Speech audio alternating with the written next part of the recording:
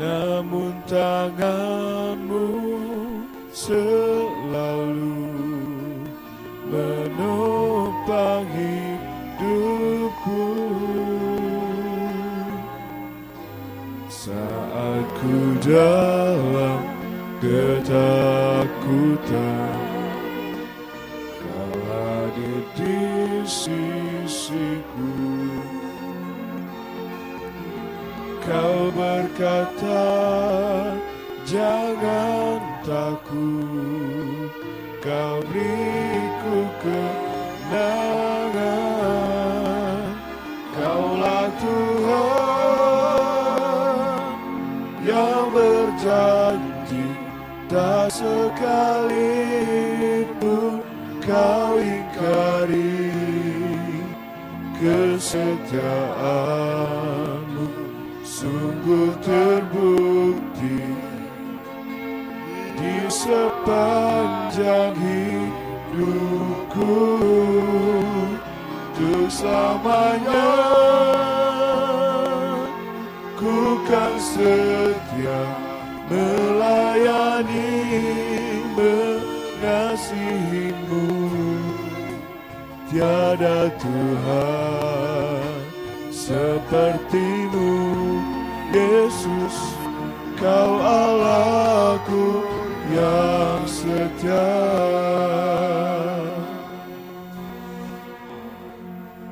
Haleluya. Karena sudah waktunya, maka kita akan memulaikan ibadah ini dengan ucapan selamat sore bagi Bapak Ibu Saudara sekalian. Selamat sore, selamat beribadah. Tuhan Yesus Kristus senantiasa menyertai dan memberkati kita semuanya. Bagi Bapak Ibu Saudara yang mengikuti ibadah ini lewat siaran langsung, radio, video, internet di dalam negeri maupun di luar negeri, tidak lupa saya ucapkan selamat beribadah. Tuhan Yesus memberkati kita semuanya. Haleluya. Mari kita akan memulai ibadah ini, kita akan nyanyikan nyanyian yang tambahan nomor 4, Besar Anugerah-Mu. Dan kemudian kornya saya minta Bapak Pendeta Jubri akan tampil ke depan untuk berdoa. Ku ada sebagai mana ku ada, berdiri menghadap tahta-Mu Bapa. Semua karena anugerah-Mu yang telah selamatkanku. Ku hidup dalam segala kelimpahan, ku layak untuk melayani Tuhan. Semua karena anugerah-Mu tercurah bagiku. Besar anugerah-Mu, berlimpah kasih-Mu. Semakin hari semakin bertambah besar anugerah-Mu. Ada sebagaimana ku ada, berdiri menghadap tahta-Mu Bapa. Semua karena anugerah-Mu yang telah selamatkanku. Ku hidup dalam segala kelimpahan, ku layak untuk melayani Tuhan. Semua karena anugerah-Mu tercurah bagiku. Besar anugerah-Mu, besar anugerah-Mu, berlimpah kasih-Mu. Semakin hari semakin bertambah besar anugerah-Mu. Sekali lagi, besar anugerah-Mu, besar anugerah-Mu,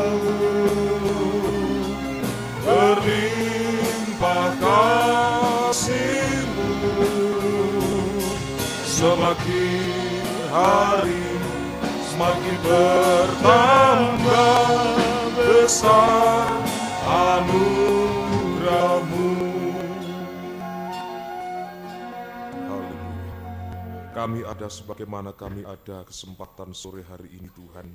Semua karena anugerah-Mu yang besar dalam kehidupan kami, terutama kami bangsa kafir ini Tuhan, yang sebenarnya lahir hanya untuk dibinasakan, tapi karena anugerah-Mu yang besar, kami diselamatkan, kami bisa beribadah melayani-Mu, bahkan satu kali waktu kelak kami menjadi sama mulia dengan Engkau Tuhan, untuk kami bersama-sama dengan Engkau di Yerusalem yang baru.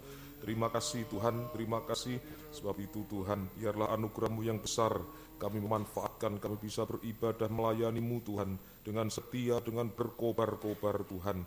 Terima kasih, ampuni segala dosa kesalahan kami, sucikan dengan kuasa darah-Mu, urapi kami semua dengan urapan-Mu yang suci, mulai dari pimpinan pujian, seluruh sidang jemaat-Mu, para pelayan-Mu, sampai hamba-Mu yang menyampaikan firman dengan urapan-Mu yang suci. Kuasa-kuasa kegelapan dalam bentuk apapun juga yang masih tetap berusaha mengganggu, merintangi ibadah kami, bersatu hati kami mengusirnya. Di dalam nama Yesus pergi, darah Yesus berkuasa.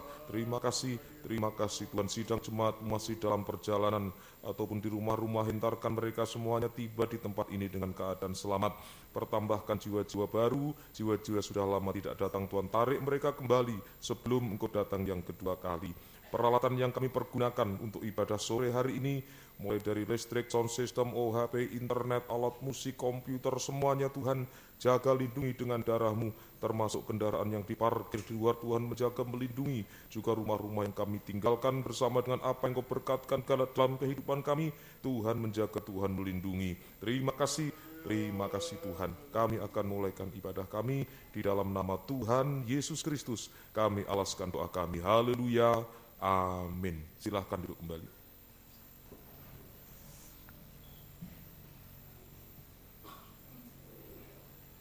Terpujilah nama Tuhan Yesus Kristus. Untuk menyambut puji-pujian, kita akan nyanyikan nyanyian tambahan nomor 16.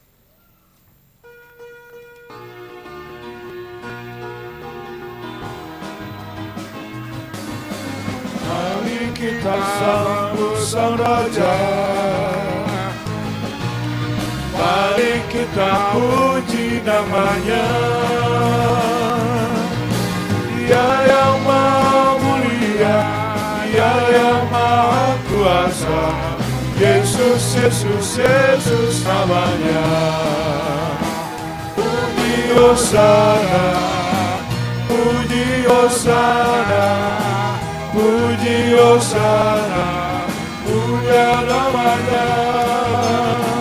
Puji Hosana, puji Hosana, puji Hosana, puja namanya. Puji Tuhan, jika kita mau menyambut seorang raja, pasti ada sukacita, damai sejahtera untuk menyambut raja. Begitu pula raja yang kita semua adalah raja di atas segala raja, Tuhan di atas segala Tuhan. Oleh sebab itu, yang mengundang semua bagi berdiri, kita akan dengan sukacita menyambut Sang Raja dengan menyanyikan pujian ini. Haleluya. Mari kita sambut Sang Raja, mari kita puji nama-Nya. Dia yang Maha Mulia, Dia yang Maha Kuasa, Yesus, Yesus, Yesus namanya. Puji Hosana, puji Hosana, puji Hosana, puja namanya. Puji Hosana, puji Hosana, puji Hosana, puja namanya. Mari kita sambut Sang Raja. Mari kita sambut Sang Raja, mari kita puji nama-Nya. Dia yang Maha Mulia, Dia yang Maha Kuasa, Yesus, Yesus, Yesus namanya. Puji Hosana, puji Hosana, puji Hosana, puja namanya. Puji Hosana, puji Hosana, puji Hosana, puja namanya. Puji Hosana, puji Hosana, puji Hosana, puja namanya. Puji Hosana, puji Hosana, puji Hosana, puja namanya. Puji Hosana, puji Hosana, puji Hosana, puji Hosana, puja namanya. Puji Hosana, puji Hosana, puji Hosana, puja namanya. Puji Hosana, puji Hosana, puji Hosana, puja namanya. Puji Hosana, puji Hosana, puji Hosana, puja namanya. Puji Tuhan. Apa yang kita lakukan hanyalah untuk kebesaran dan kemuliaan nama Tuhan. Kalau kita lihat diri kita masing-masing adalah sesuatu yang sangat tidak berharga jikalau tidak ditandai dengan kasih karunia Tuhan. Sebab itu waktu yang ada kita manfaatkan untuk memuji Tuhan yang seluas-luasnya dengan kerinduan bahwa Tuhan selalu mau hadir dan menyama kita sekalian, kita semuanya. Mari kita akan nyanyikan nyanyian tambah nomor ke-25.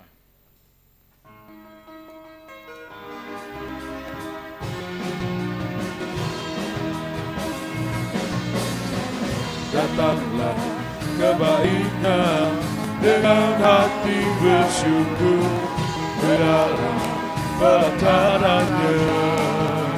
Dengan hati bersuka rasakan dan lihatlah betapa baiknya Tuhan bagi yang berhidup padanya. Akan bersorak-sorak, akan bersorak-sorak, bersyukurlah kepada Tuhan, sebab Dia baik, alasannya selamanya. Kasih setianya, bersyukurlah kepada Tuhan, sebab Dia baik, alasannya selamanya.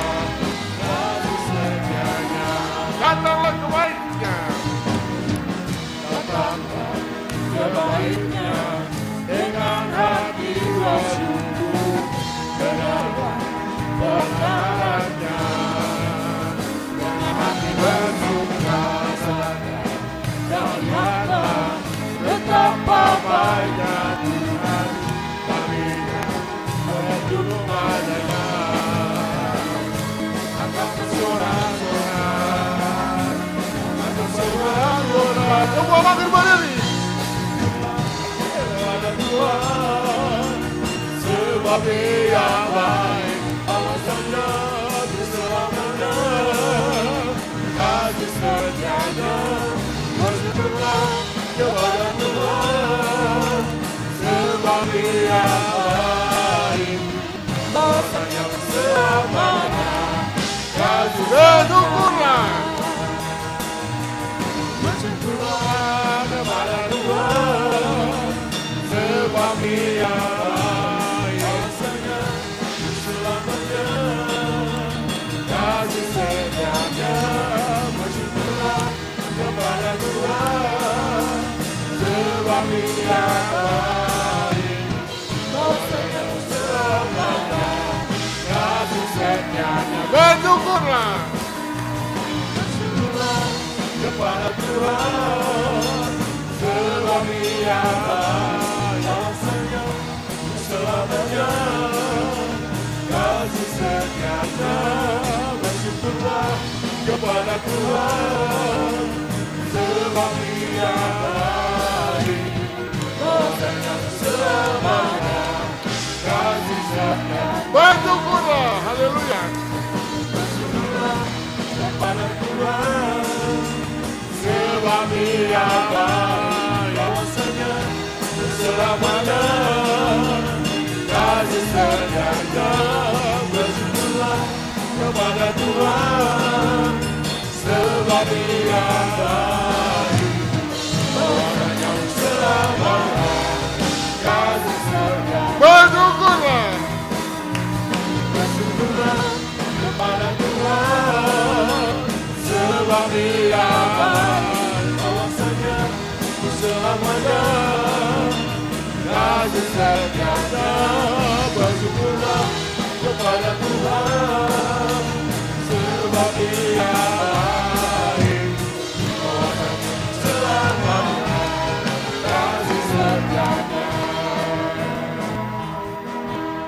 Puji Tuhan, ini adalah satu kesempatan ya. Lewat puji-pujian kita lalu bersyukur dan bersyukur kepada Tuhan. Sebab Dia amat baik dan sungguh baik dalam kehidupan kita. Haleluya. Haleluya. Jika satu tarikan nafas luar biasa lebih dari segala-galanya. Dan oleh sebab itu nyanyian ini kita patut bersyukur bahwa kasih setianya tidak pernah berhenti, tidak pernah pudar, tidak pernah berubah. Yang berubah itu adalah kita manusia ini. Tapi puji Tuhan bahwa kasih setia Tuhan tidak pernah berubah.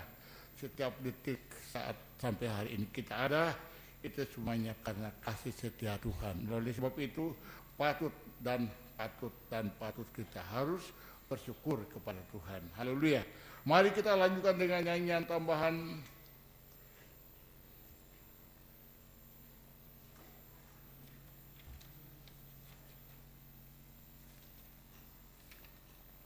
Nomor 97.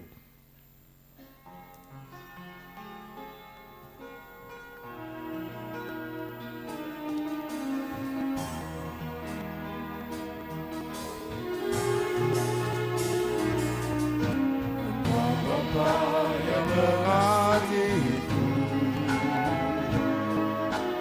Tuhan yang berbuka upahku, Engkau mengasihiku dengan sepenuh hati, tak pernah sama seperti dunia ini. Engkau Bapa yang mengasihiku, awan dan gelapku, Kau yang membuatku terbang bagai raja wali, mengatasi segala pencobaan. Bapa-Ku yang baik, menerima hasrat tetesan air mata, berjalan sendirian. Bapa-Ku yang baik, sungguh baik. Bahwa Bapa yang mengasihiku, Bapa yang mengasihiku, tak pandang bertunda ruangku, Engkau mengasihiku dengan sepenuh hati, tak pernah sampai seperti dunia ini. Bapa yang mengajariku melewati awan yang gelapku, Kau yang buatku terbang bagaikan raja wali, mengatasi segala pencobaan. Bapa-Ku yang baik, menerima hasrat tetesan air mata,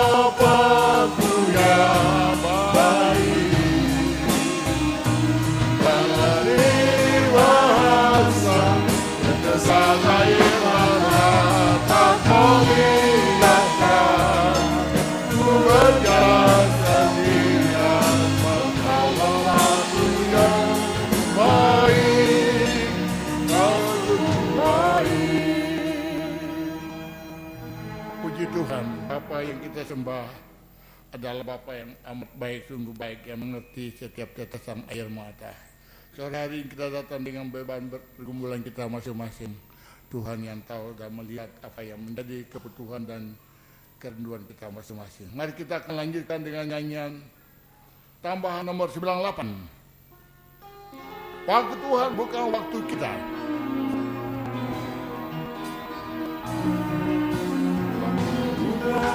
Bukan waktu kita. Jangan sesali keadaannya.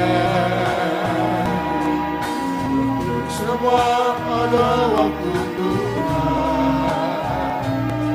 Tetap setia mengandalkannya. Amin. Haleluya. Segala yang terjadi di hidupku, janji Tuhan menghidupiku selalu. Ku yakin percaya ada waktunya Tuhan. Semua akan indah pada waktunya. Ada waktu Tuhan, bukan waktu kita. Jangan sesali keadaannya. Semua ada waktu Tuhan. Tetap setia mengandalkannya. Segala yang terjadi di hidupku, janji Tuhan menghidupiku selalu. Ku yakin percaya ada waktunya Tuhan.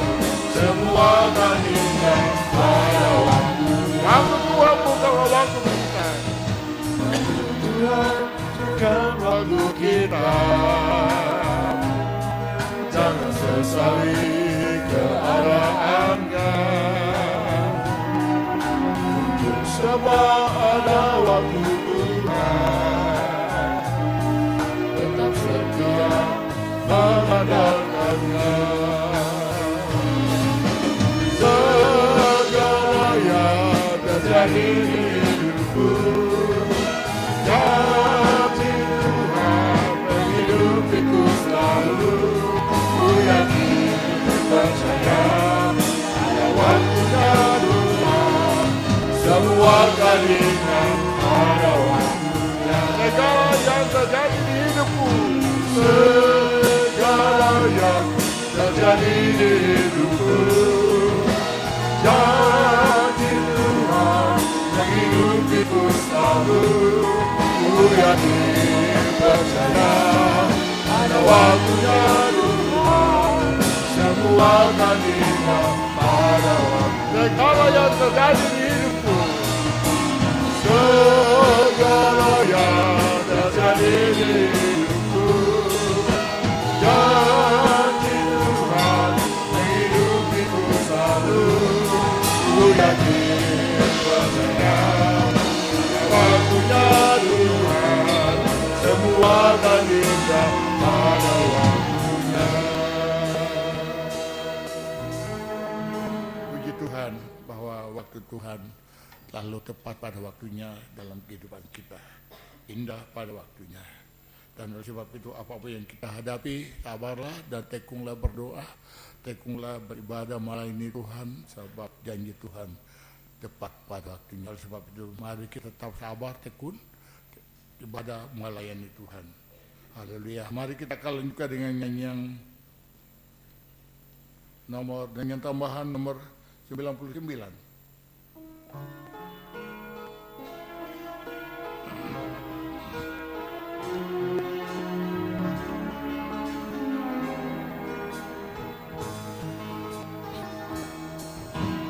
Hatiku tenang berada dekatmu, Kaulah jawaban hidupku.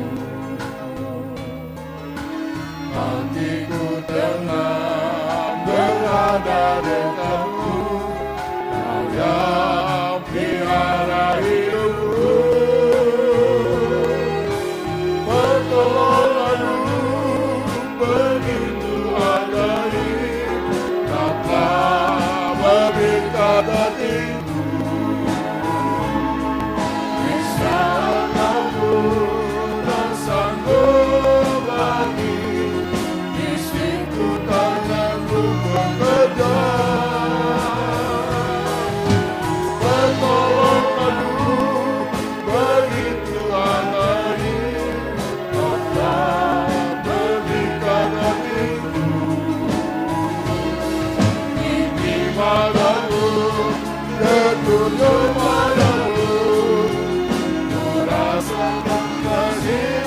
Tuhan.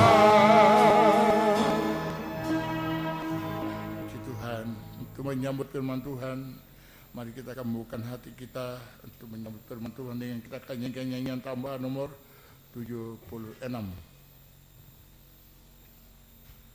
Nyanyian tambahan nomor 76.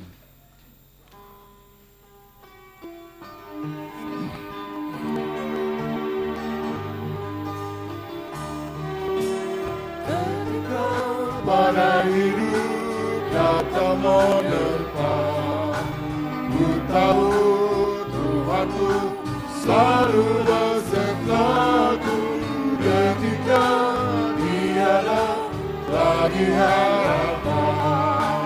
Ku tetap berharap padamu, Yesus, Yesus, ku berseru. Yesus, Yesus, ku berserah. Yesus, Yesus, ku percaya. Mujizatmu masih terjadi. Ketika pada hidup datang menerpa, ku tahu Tuhanku selalu besertaku ketika tiada lagi harapan. Ku tetap berharap padamu, Yesus, Yesus, Yesus, ku berseru. Yesus, Yesus, ku berserah. Yesus, Yesus, ku percaya. Mujizatmu pasti terjadi. Yesus, Yesus, ku berseru. Yesus, Yesus, ku berserah. Yesus, Yesus, ku percaya. Mujizatmu pasti terjadi.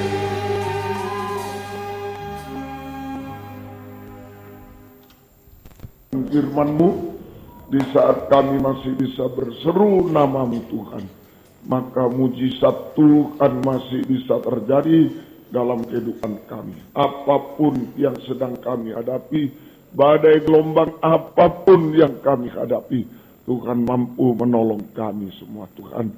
Itu sebabnya kami sangat butuh firman-Mu saat ini Tuhan.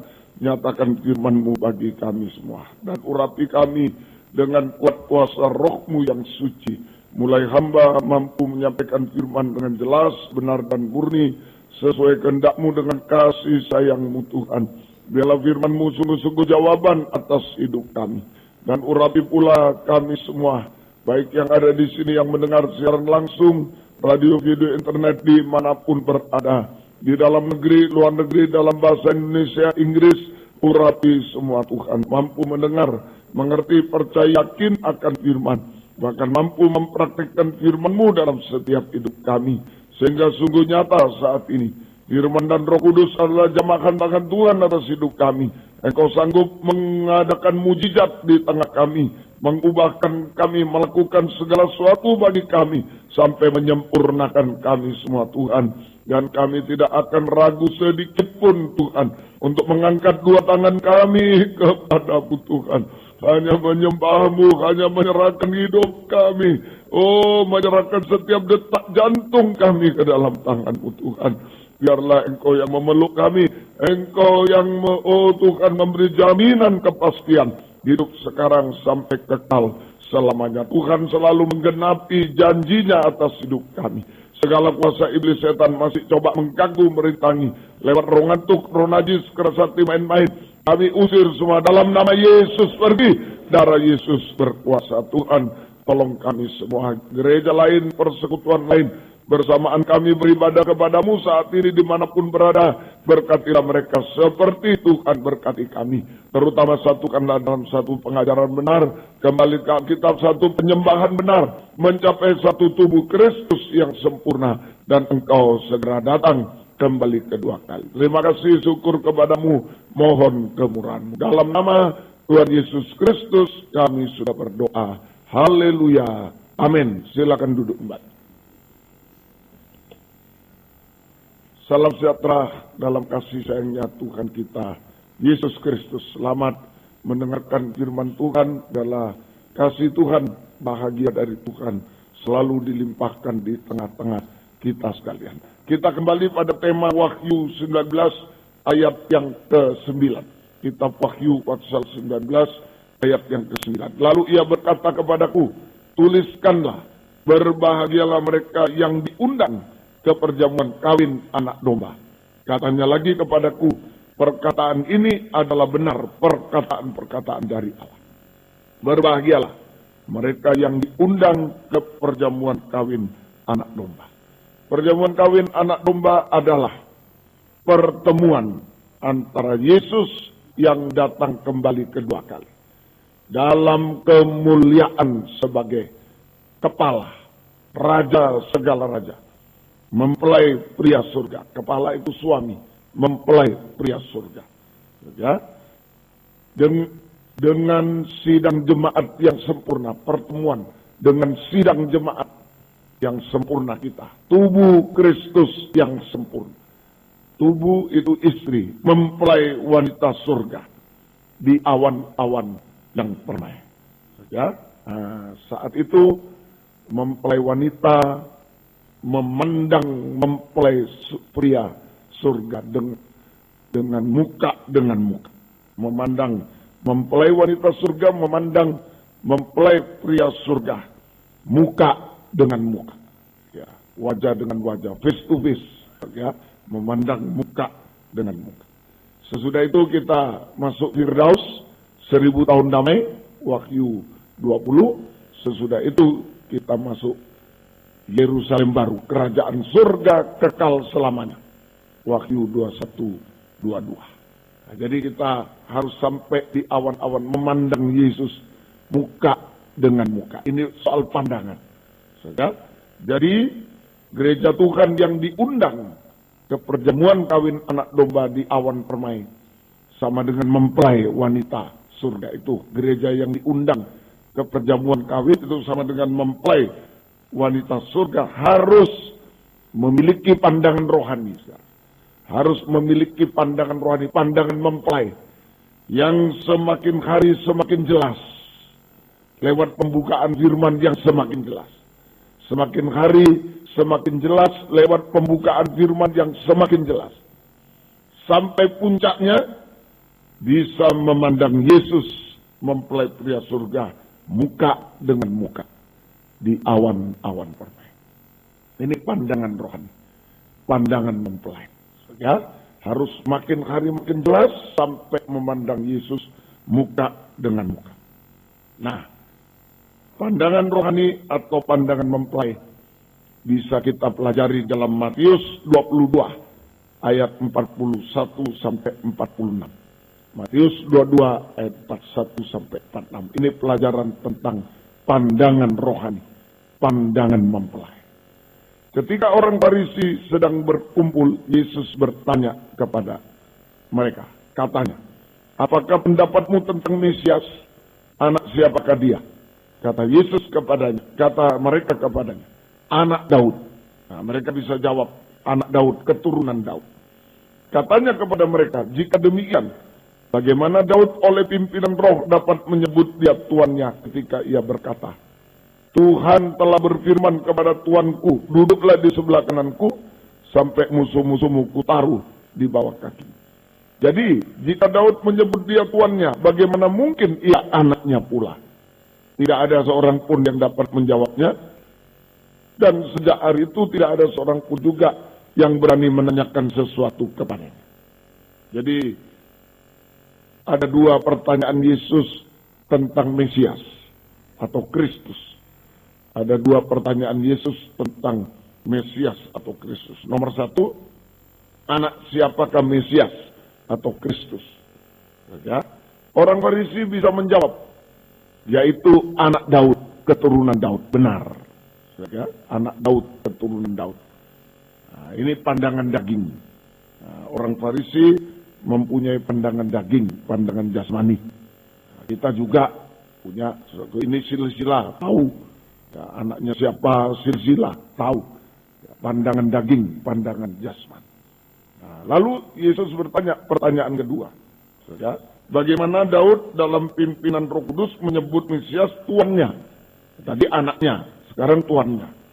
Atau, ya, mungkinkah Mesias adalah anak Daud, sekaligus Mesias adalah Tuhannya Daud? Nah, ini pertanyaan kedua. Nah, bagaimana mungkin Mesias Kristus itu adalah anak Daud, tapi juga Tuhannya Daud? Nah, itu. Lalu orang Farisi sayang tidak bisa menjawab. Nah, sebab tidak memiliki pandangan rohani. Nah, ini saja orang Farisi tidak bisa menjawab.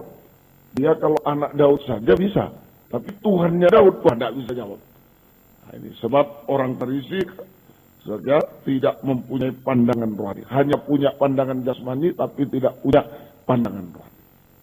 Sebenarnya dalam pandangan rohani, jawabannya sangat mudah. Kalau kita memiliki pandangan rohani, jawabannya sangat mudah, yaitu Natal. Nah, Natal, saja. Itulah Yesus, Mesias, adalah Tuhan Allah atau Tuhan yang lahir menjadi manusia dari keturunan Daud. Itu Natal intinya. Yesus, Mesias adalah Allah atau Tuhan yang lahir menjadi manusia sebagai keturunan Daud, sebagai anak Daud, keturunan Daud. Jadi Mesias Yesus adalah anak Daud, betul. Nah, tapi dia Tuhan. Jadi Mesias Yesus adalah Tuhannya Daud juga. Dia Tuhan yang lahir menjadi manusia. Lewat Natal bisa diterangkan dengan jelas pandangan rohani. Jadi orang Farisi saja. Orang Farisi, saudara, nah ini hanya memandang Yesus sebagai anak Daud saja, tapi tidak bisa menerima Yesus sebagai Tuhan, nah, sehingga menolak Yesus sebagai Mesias, sebagai Kristus.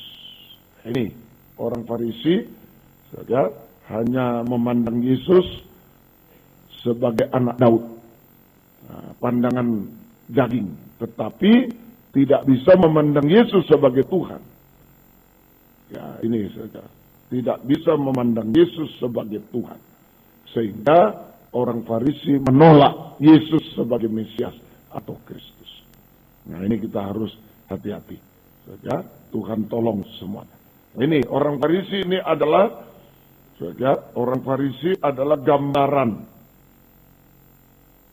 gereja Tuhan sekarang ini, atau hamba Tuhan, pelayan Tuhan yang hanya memiliki pandangan daging, hanya memiliki pandangan daging, yang hanya memandang Yesus sebagai anak Daud. Daud itu raja, tapi raja dunia. Nah, memandang Yesus sebagai anak Daud, raja dunia. Nah, saja, sehingga mengikut dan melayani Tuhan hanya untuk mencari kepentingan dunia. Hanya memandang Yesus sebagai anak Daud. Daud memang raja, keturunan raja, raja dunia. Raja di dunia ini, ya, raja di dunia. Nah, raja Israel Daud itu, raja di dunia. Nah, sehingga ini kalau hanya memandang Yesus saja sebagai anak Daud, raja dunia, sehingga dalam mengikut dan melayani Tuhan hanya untuk mencari perkara dunia, kemakmuran jasmani, kedudukan jasmani, dan hiburan jasmani sekarang ini. Nah, ini yang dicari, kedudukan jasmani, ya, kemakmuran jasmani, sampai dengan saja hiburan-hiburan jasmani. Itu yang dipertontonkan dalam kebaktian-kebaktian semacam ini, ya itu hanya yang jasmani, hanya yang daging. Karena memandang Yesus hanya anak Daud secara daging, raja di dunia. Jadi perkara dunia terus yang dikejar. Itu saja. Nah, semoga kita bisa mengerti. Akibatnya 1 Korintus 15 ayat 19. 1 Korintus 15 ayat yang ke-19. Jikalau kita hanya dalam hidup ini saja, hidup di dunia, menaruh pengharapan kepada Kristus, mengikut melayani Yesus, maka kita adalah orang-orang yang paling malang dari segala manusia. Judulnya ini tentang kebangkitan. Saja, tentang kebangkitan. Nah, ini saja. Jadi, kita harus hati-hati, akibatnya menjadi orang yang paling malang. Jadi kalau hanya ikut Yesus, layani Yesus, hanya mencari perkara dunia, kemakmuran daging, kedudukan dunia, kedudukan daging, dan hiburan daging itu aja. Akibatnya dia menjadi orang yang paling malang di antara segala manusia. Sebab tidak mengalami kuasa kebangkitan. Tidak mengalami kuasa kebangkitan. Artinya, tetap dikuasai maut. Binasa untuk selama-lamanya. Tidak pernah mengalami kuasa kebangkitan. Yang ada hanya yang jasmani terus. Tidak pernah mengalami kuasa kebangkitan. Sehingga tetap dikuasai maut, binasa selama-lamanya. Nah, semoga kita mengerti. Matius 22, 42 sampai 44. Matius 22, 42, 44. Nah, ini yang benar. Ya. Apakah pendapatmu tentang Mesias? Apa anak siapa?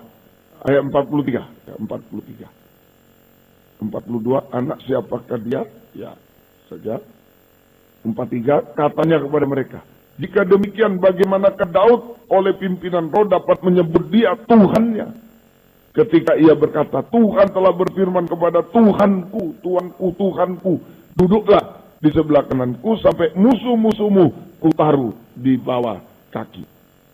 Nah, ini saja. Semoga kita bisa mengerti. Nah, kehidupan Kristen atau gereja Tuhan, hamba Tuhan, gereja Tuhan, hamba Tuhan, pelayan Tuhan yang memiliki pandangan rohani, bisa melihat atau menerima Yesus bukan cuma sebagai anak Daud, tapi bisa melihat atau menerima Yesus sebagai Tuhannya Daud. Nah, Daud itu raja. Kalau Tuhannya Daud berarti siapa? Daud raja, masih ada tuannya jadi, Tuhannya lagi.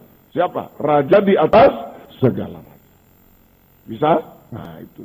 Jadi kalau gereja Tuhan, hamba Tuhan, pelayan Tuhan memiliki pandangan rohani, maka bisa melihat atau menerima Yesus sebagai Tuhannya Daud.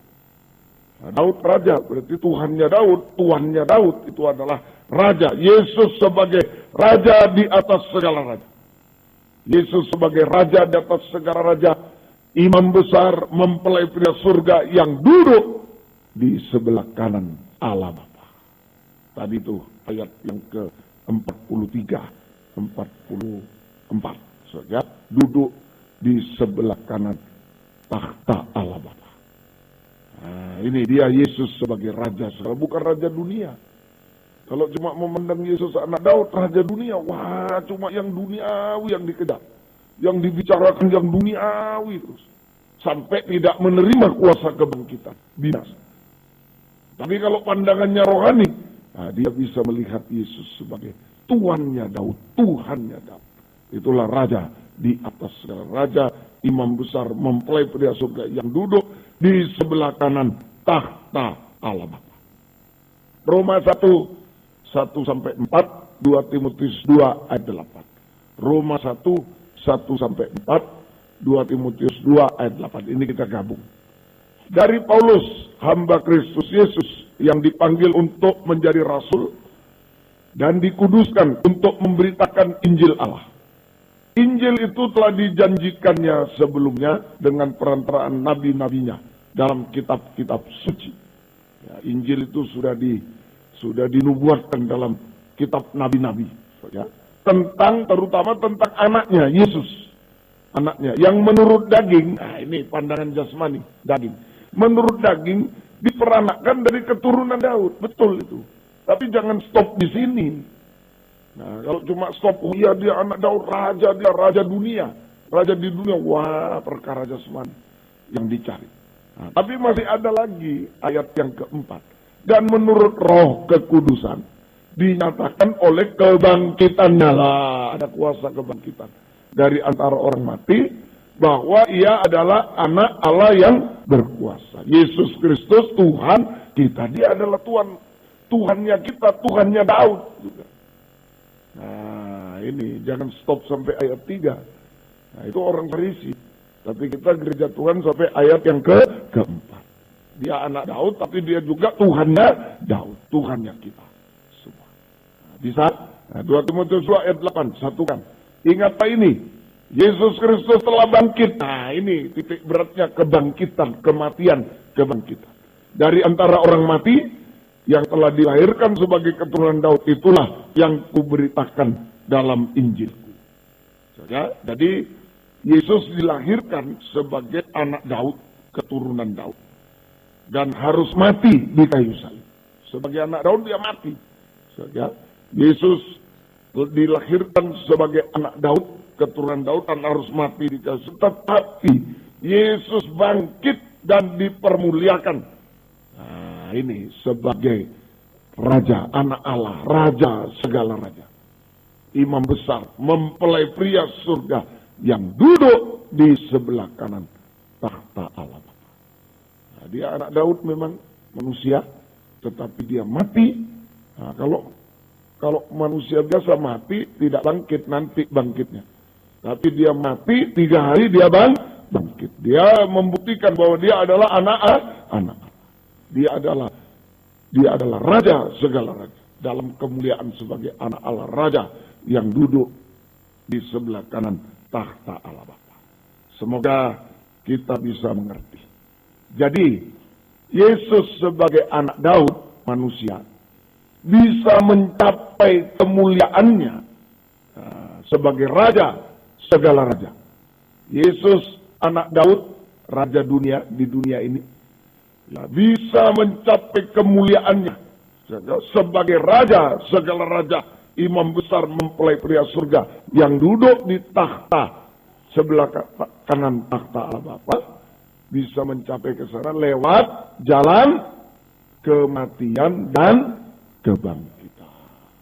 Ini tekanannya kesempatan ini. Saya ulang, jadi Yesus anak Daud bisa mencapai kemuliaannya sebagai Raja segala raja, mempelai pria surga, yang duduk di sebelah kanan tahta Allah Bapa, lewat proses atau lewat jalan kematian kebangkitan, jalan salib tanda darah.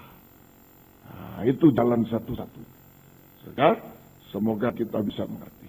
Nah, sekarang bagi kita bagaimana? Tidak ada jalan lain. Dia anak Daud manusia. Kalau cuma anak Daud manusia mati, ya sudah. Tapi dia bangkit naik ke surga. Nah, jadi dia dipermuliakan lewat jalan kematian dan kebangkitan. Jalan salib tanda darah. Nah, jika gereja Tuhan, kita ini sekarang hamba Tuhan, pelayan Tuhan, memiliki pandangan rohani. Memiliki pandangan rohani. Saja. Nah, ini memiliki pandangan rohani. Saja, sehingga bisa melihat atau menerima Yesus sebagai Raja segala raja, mempelai pria surga, yang duduk di sebelah kanan tahta Allah Bapa, dibalik sekarang. Maka kita juga harus mengalami, proses atau jalan kematian kebangkitan, jalan salib atau tanda darah. Bisa ya? Jadi Yesus anak Daud bisa mencapai kemuliaan lewat jalan kematian kebangkitan, jalan salib tanda darah. Kita yang bisa melihat Yesus, bisa percaya Yesus, melihat Yesus sebagai Raja segala raja, bukan cuma anak Daud di dunia, tapi dia Raja segala raja yang duduk di sebelah kanan tahta Allah Bapa. Maka kita juga harus mengalami proses atau jalan kematian kebangkitan, jalan salib tanda darah. Nah, ini pandangan rohani. Jangan takut jalan salib. Hanya orang yang memiliki pandangan rohani Dia percaya Yesus anak Daud mati, tapi dia bisa bangkit, bisa naik ke surga, bisa duduk di sebelah kanan tahta Allah Bapa dalam kemuliaan sebagai Raja. Dia bisa lihat itu, maka dia tidak ragu-ragu. Saya juga harus mengalami jalan kematian, jalan salib, tanda darah, bersama dengan Yesus. Ya, nah ini.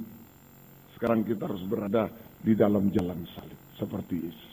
Jalan kematian, kebangkitan, tanda darah. Ya, Tuhan tahu, tidak usah takut. Ya, coba ditunjukkan di perjanjian lama ini apa jalan salib ini. Ulangan pasal 11 ayat 10 sampai 11. Ulangan pasal 11 ayat 10 sampai 11. Sebab negeri kemana engkau masuk untuk mendudukinya bukan negeri seperti tanah Mesir. Kalau Mesir lurus, padang gurun, tetapi tandus. Nah, dari mana kamu keluar? Yang setelah ditabur dengan benih harus kau airi dengan jerih payah, seakan-akan kebun sayur. Jadi Mesir itu tandus, jadi mikul air sendiri, bergantung kemampuan kita. Kalau bisa mengairi 1 hektar ya panen 1 hektar. Kalau bisa mengairi setengah hektar ya setengah hektar. Tergantung kemampuan. Itu Mesir, dunia. Begitu ya, dunia.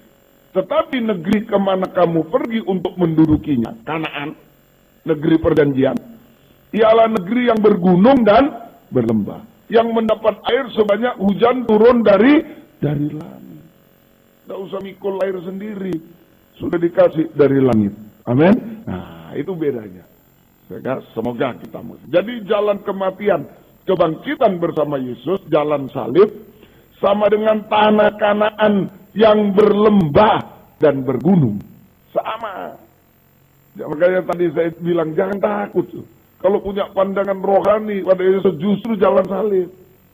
Jalan kematian. Banyak sekarang menolak. Oh, karena memandang Yesus anak Daud, raja. Enak-enak aja anak raja gitu. Raja dunia. Nah, tapi kalau raja segala raja, jalan salib. Amin. Nah, itu pandangan rohani, pandangan mempelai. Jalan salib. Jalan salib, jalan kematian, kebangkitan bersama Yesus sama dengan tanah Kanaan yang berlembah itu kematian, bergunung itu kebangkitan. Berlembah, bergunung, kebangkitan. Yang mendapat air dari hujan dari langit. Tidak usah pikul sendiri. Mendapat air dari hujan, mendapat air hujan dari langit. Saja, semoga kita mengerti. Jadi, kalau kita berani berada di dalam jalan salib bersama Yesus, jalan kematian, kebangkitan, tanda darah, maka saudara, yang pertama, saudara, kita hidup dari air hujan kemurahan Tuhan, bukan hidup dari kepandaian, kekayaan kita, bukan, dari hujan kemurahan. Oh, kalau kaya enak, enggak juga. Orang kaya di Alkitab